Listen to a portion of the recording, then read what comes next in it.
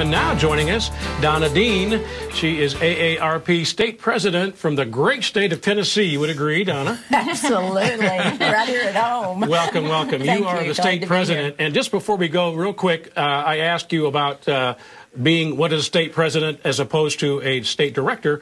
You are a total volunteer, and congratulations. I would say thank you on behalf of all the people in Tennessee. It's very rewarding work. I am a caregiver, and although I've never had any formal experience, life has given me a lot of experience.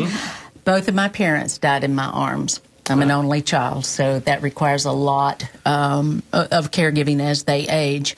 And currently, I am the caregiver for the love of my life, John, and John has a degenerative brain disease, so it's a 24/7 job, but one you do out of love.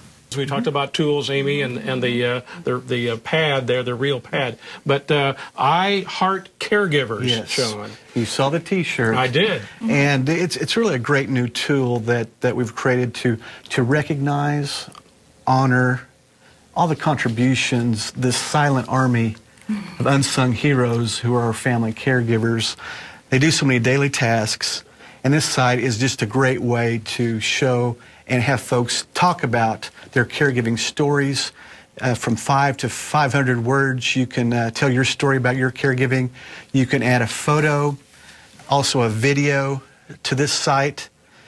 It's really important. Once you get inside the site, you can look at the stories that Nancy, for instance, who's shared the story about the caregiving. You can go to an interactive map and pick a state. So let's go to God's country, Oklahoma, and we see Jim, who's we don't see a lot of males that share their stories, but they're important caregivers in our system as well. What's also, my mother posted a story about my grandmother, which is very, I thought was very touching. Pick a topic, pick another state. I think looks like we're in Arizona.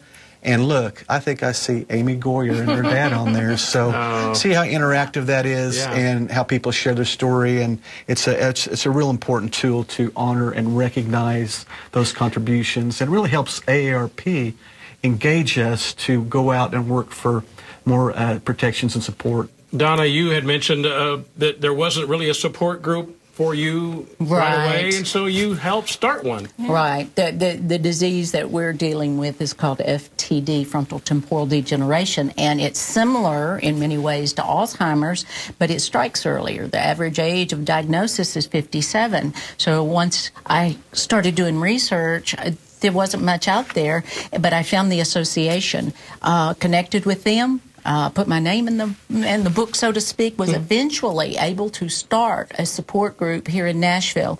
And if you go on the association's website, you can check and see if there is support in your city, or maybe you can start your own support group. Good. Very good.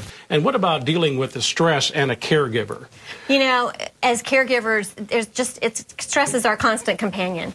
And so I really like to remind people, number one, keep it simple, sweetheart.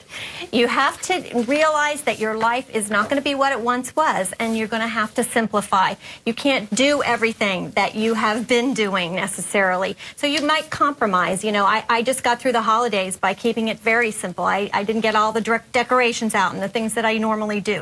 But you can simplify and still have a great life.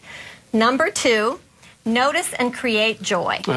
I believe that joy is not just a nice thing, it is a survival skill for caregivers. And I mean in terms of both noticing the everyday things, you know, the joy that when my dad does eat a good meal, it brings me such great joy. But also I create joy. I have music in our lives, we go on outings, we take walks, you know, all the things that you do to do that. I have videos on our website about this at aarp.org/takingcare, and you can watch those videos and all my other videos at that site.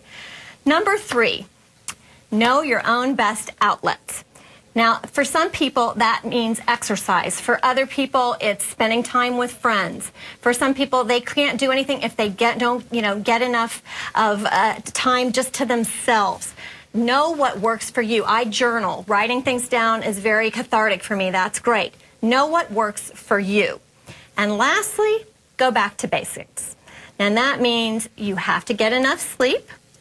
You have to get a good nutrition and take care of yourself and eat things. I mean, you have to get enough chocolate, I know. Yeah, but you also have to eat healthy. And again, exercise, because really exercise is a great way to reduce your stress. And I know that's one of the harder things, because when you're a caregiver, your time gets shorter and shorter, and you don't devote as much time to yourself. But you've got to work these things into your life, even if it's not at the level that you were once doing it. That's the only way to really fight the stress. I remember one of your videos that we played on one of our months talking about this, and you talked about music and how it made a difference for your dad. You put headphones on him and music on an iPad, and he was just as happy as could be in that picture. Yep. I remember that. Donna, you had some thoughts earlier today from the team regarding some stress busters, I guess as you called them. Right. Well, one thing, it's okay to cry once in a while. I think probably most of us have done it. And I think you have to be really easy on yourself as a caregiver, because we are under a lot of stress and we criticize ourselves. And if you catch yourself someday going, I can't do this anymore, it's okay to think that. You're not a bad person. You are doing it. You will continue to do it. And you're a good person. Yeah.